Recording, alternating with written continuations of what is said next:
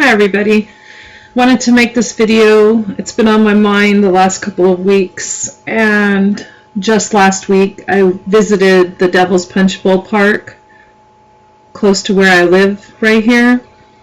I probably live on this map like just right over here. So just north, a couple miles of the San Andreas fault here that runs through this area of California. There's a zoomed out picture of this rectangular area right here. And so here's the California border with Nevada. Here's the coastline, and this is where Little Rock, California, or Pure Blossom, California, and the Punch Bowl Park is located. And the park is situated between the Punch Bowl Fault, which runs right here parallel with the San Andreas Fault, and then we have the San Andreas Fault right here, which of course runs hundreds of miles from near Mexico, Baja, California, all the way up past San Francisco out into the Pacific Ocean. So the San Andreas Fault, the reason this fault line is so huge is because on the east side of the fault, this is the North American plate, so crustal plate of the Earth's crust. Then on the west side, everything on this side of the San Andreas fault is the Pacific plate.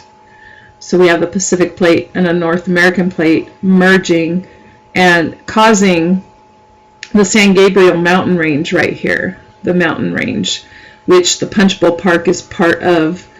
It's the north side of the east side of the range. So anyways, we were there for a school field trip, talking to the ranger, and then taking the hike down to the bottom of the Punch Bowl and back up. And he was going over geology. He had some rock samples inside the nature center, and the ranger there is a Christian, and he's also homeschooled his two sons that are now grown. Anyway, he was discussing with us after the mineral talk. He was going over the geology of California and the San Andreas Fault, and also the Punch Bowl Fault that's right here. And he said that there was a team of scientists that came in April.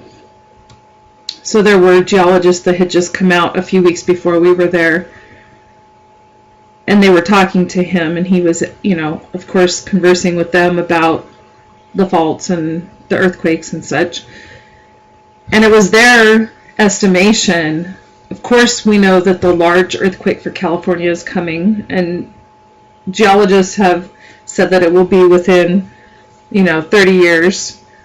And they said that like 5-6 years ago. So we know that there's maybe 24 years left before that large quake happens for sure, because normally it happens on the San Andreas Fault. There's usually a large, and we're talking like in the high 7s or so, or 8. And the San Francisco quake of 1906, I believe, was the largest one in recorded time, and that was over 100 years ago. But technically, every 150 years we have a large one, so that's why they know that there's a short time gap where there's going to be another large one like that, like the 1906. However, the geologists were talking to the ranger, and they said that they believe that that large quake on the San Andreas is not going to be that long. It's not going to be another 20 or so years. They estimate that it's going to be a lot sooner. And there's 3 sections of the quake, of the fault line. This is an article also talking about 8 or larger big one, and they, risk in the next 30 years increase from 4.7 to 7%. However, the geologist there, and this was just made, when was this made? April 27. They said that it's not going to take that long, and they're expecting it a lot sooner. But if you look at the San Andreas fault, so here it goes inland somewhat, and then it comes down and goes through the Gulf of Mexico, or the Gulf of California, Baja California. But it goes up, here's the southern end, and then the central, and then the northern, out past San Francisco and all that, and out into the Pacific. Okay, they're estimating that the geologist told the ranger that it's not going to be the northern part of the fault line, and they're pretty sure it's not the central because there's less pressure on the central. But the southern, as far as they know, since the early 1800s, there hasn't been a large quake in the southern portion of the San Andreas. So that is, they told him that they believe that it's going to be coming from the southern area of the San Andreas this time, since 1906 was the northern. So there's more pressure, a lot of pressure built up. And we have a lot of different fault lines all merging onto this. I'll show you in a second. There's another picture somewhere.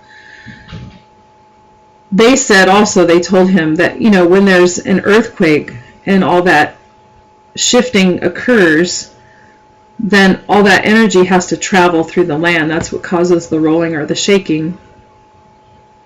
And they said that when this energy is released, it's going to go right out towards Los Angeles.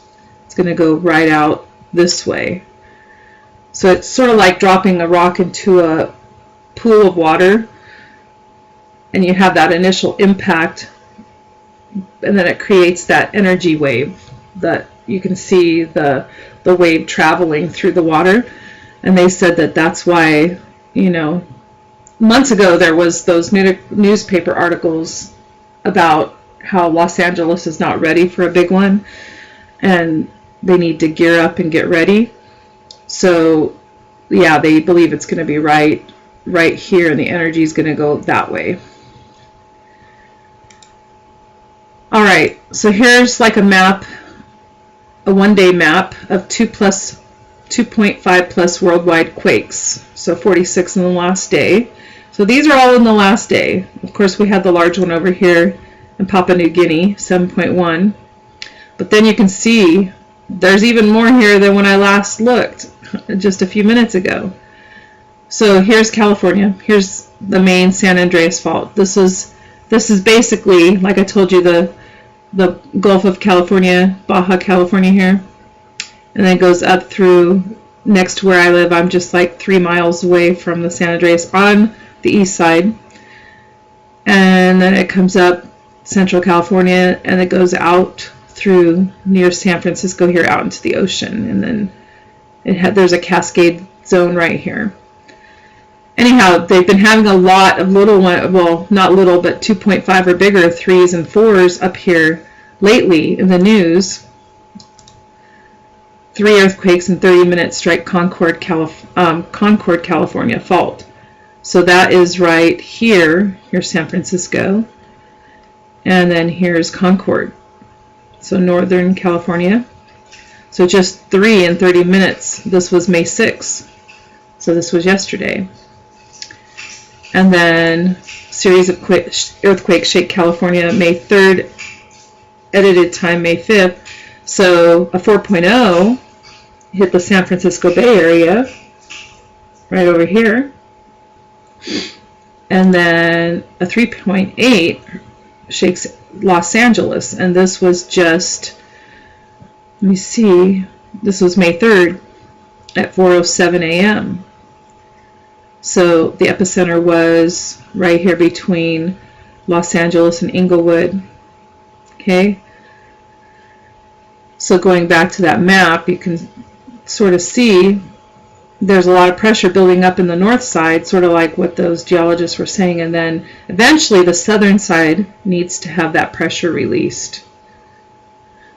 Okay, the Lord did give me the warning back in September 2013 to prepare, because I live, like I said, 3 miles just east, which is not very big, just on this side of the San Andreas. And he told me that he said your legs will feel like Jell-O and it will be hard to stand. And that's, what's the word I'm looking for? That is what your legs would feel like if it was a high 6, 7, or 8. Okay? So I've been faithful to prepare, and that's why I put out the warning for others to prepare. He never gave me a date. He just told me to be ready. And that's what I've done. But now I'm just putting out the warning again for those to prepare and be ready, because there's a lot of activity happening in the northern section. There's a lot of pressure building up.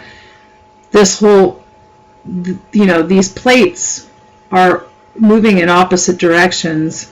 And so when it's causing pressure release up here, but you don't see any pressure release down here, you see a little bit off on this cascade zone, but not directly on the San Andreas right here, then you have pressure buildup. And eventually it's like, pressure's building up on one side, but the other side's being released, but there's no pressure being released on the other side. So eventually it has to give way. And why I'm sharing now is not because the Lord told me anything. He did remind me to keep preparing and to, that it's coming. And actually last week I saw on the TV there was like a screen where it's just like a fill-in screen. It's just, there's nothing playing. It's like a screensaver, and it said it's time. And so I thought that was interesting. But I don't really take like signs or, physical signs and stuff like that I see, what's the word, literally, to heart that much. But it caused me to pray. And then I was at the Punch Bowl there last week, so I went to the road that is actually where the two plates cross, and there's signs that say San Andreas Fault, so I was standing on the road. But one of my subscribers sent me this video. He posted it on my new video about what's coming in September 2015. So he posted this video to me, the Global Coastal Event on May 28, 2015. So this gentleman uses the planetary alignments, because then there's greater pressure and gravitational pull on the Earth when there's different alignments causing, and especially if there's a lot of pressure going, or gravitational pull from the sun and other planets pulling between the Earth and the moon, because the moon is what gives the Earth its waves. The gravitational pull of the moon is what gives us the ocean waves. And so he's also using a prophecy from Nostradamus, which I'm not, proselytizing or approving of. However, he's using this planetary alignment to show how the last large quake we had in Nepal was affected on the day that there was certain gravitational pull on the Earth in that area of the Earth. And so he basically lines up, certain planets are going to be lined up in a way that's going to cause a higher degree of gravitational pull on the Earth on May 28th this month. And if you look at the position of the Earth, when that lineup, when those, on this day with the planet chart, the actual place of the Earth that's going to have the greatest gravitational pull is going to be the west coast of North America. So with all these other smaller quakes building up pressure. It was just coincidental, you know, that he sent me this a few days ago, and it's looking like it's a possibility that it could be at the end of this month. So I just wanted to share so that those who are here in California could go ahead and at least have a cup, you know, a week or two worth of food and water in the event that we do see this large quake coming to California this month. And if not, praise the Lord, he gave us more time. However, I know that it's going to be soon, and so that I just wanted to put out this video just to remind everybody that's here, especially to prepare, and for those that are not living in California, to pray, and for us as well that are here to pray for protection and for guidance and understanding on what to do, and pray for us, because not all of us who live in California are heathens. I see posts all the time, you know, people that say, oh yeah, that's so cool, yeah, be gone with LA, let's get rid of that evil city, or North Hollywood, you know. So they condone other people's videos that say that the Lord's bringing destruction to California. But you have to remember, there are some Christians, there are some people that are trying to live godly and that are righteous. They're saved by the blood of the Lamb that live here. So not all of us that live here are heathens or worthy of death. So I just wanted to share that. All right, so take care. God bless.